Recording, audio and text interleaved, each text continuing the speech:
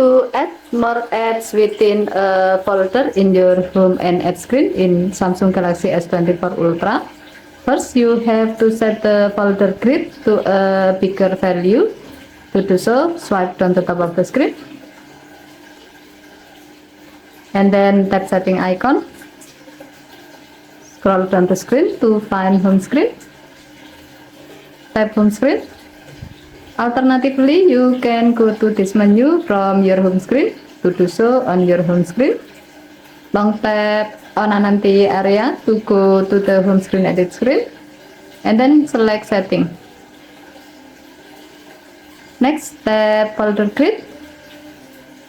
By default, this option is set to 3 times 4, which means you can place up to 12 ads in a single page of a folder.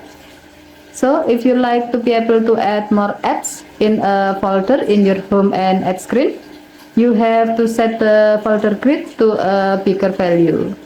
Since there are just 2 options available, then choose 4 times 4. So you can place up to 16 ads in a single page of a folder. Okay, thank you for watching. Have a nice day.